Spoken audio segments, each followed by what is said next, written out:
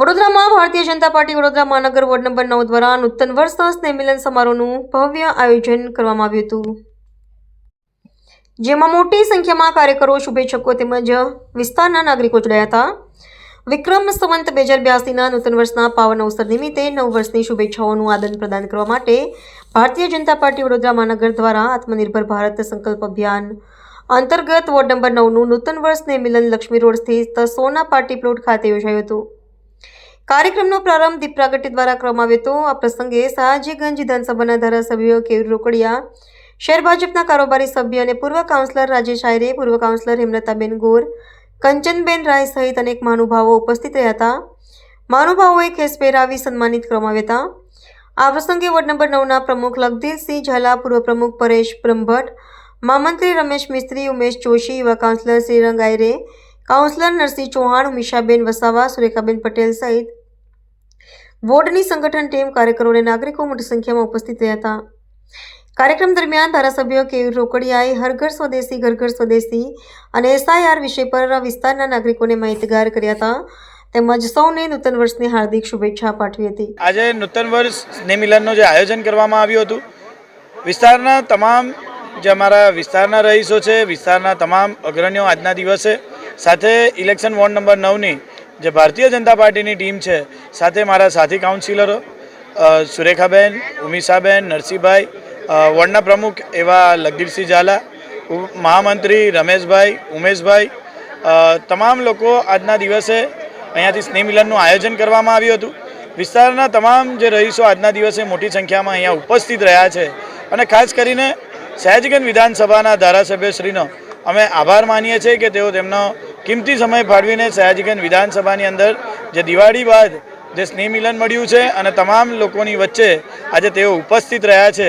સાથે તેમના જે મહત્ત્વના વિષય છે કે સ્વદેશી અભિયાન, જેવી રીતે આત્મનિર્ભર ભારત છે અને એવી જ રીતે SIR જે નજીકના દિવસોની અંદર જે ચૂંટણીની અંદર સુધારા વધારા કરવા માટેના જે SIR જે ડિક્લેર કરવામાં આવ્યો છે તેના પ્રત્યે લોકોની જાગૃતતા વધે તે હેતુથી આજના દિવસે જે સ્નેહ મિલન રાખવામાં આવ્યો હતો, એની અંદર આવેલા તમામ જે વિસ્તારના સોસાયટીઓના લોકો છે, તમામનો અમે કાઉન્સિલરો વતી હું તેમનો ખૂબ ખૂબ આભાર માનું છું. ભારત માતા કી જય. વંદે. નવા વર્ષ નિમિત્તે Bharatiya Janata party ward number 9 દ્વારા આજે સ્નેહ મિલનનો કાર્યક્રમ વોર્ડમાં રાખવામાં આવ્યો હતો, જેમાં મારા બંને સાથી મહામંત્રી રમેશભાઈ, ઉમેશભાઈ, મારા 4 કાઉન્સિલર નરસિંહભાઈ, શ્રીરંગભાઈ, સુરેખાબેન અને ઉમિશાબેન, અમે બધાએ સહિયારા વોર્ડના તમામ સોસાયટીના લોકો, અમારા સક્રિય કાર્યકરો, અમારા ટીમના લોકો બધાએ ભેગા થઈ અને નવા વર્ષે એક સ્નેહ મિલનમાં સ્નેહ વધે બધાનો અને આદાન પ્રદાનમાં એકબીજાના વિચારો લે તે હેતુથી આ કાર્યક્રમ કરવામાં આવ્યો હતો.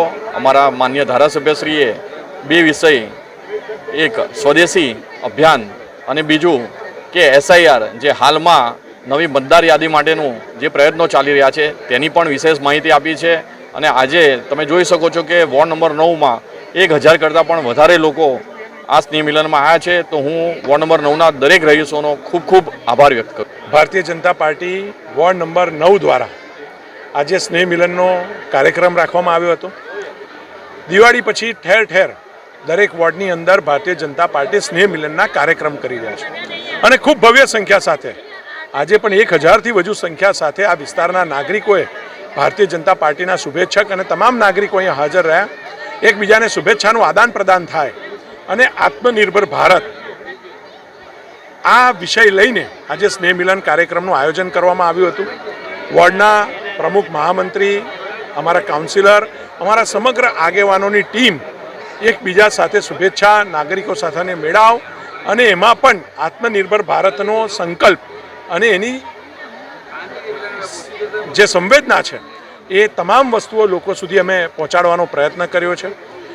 એની સાથે સર પ્રક્રિયા જે SIR પ્રક્રિયા આજે ચાલી રહી છે તમામ વિસ્તારોની અંદર, એની અંદર ભારતીય જનતા પાર્ટીનો કાર્યકર્તા પણ એક્ટિવ બનીને લોકોને મદદે નીકળે એ દિશાની અંદર આજે અમે અમારા કાર્યકર્તાઓને, શુભેચ્છકોને આહ્વાન પણ કર્યું છે અને એના માધ્યમથી વડોદરા શહેરનો દરેક મતદાર સુનિશ્ચિત થાય અને ખોટા મતદારો હોય એ કદાચ ડિલીટ પણ થવાના છે તો સાચી પ્રક્રિયા થાય એ દિશાની અંદર ભારતીય જનતા પાર્ટીનો કાર્યકર્તા પણ એક્ટિવ થઈને મદદ કરવા નીકળે એવું અમે આહવાન પણ કર્યું છે.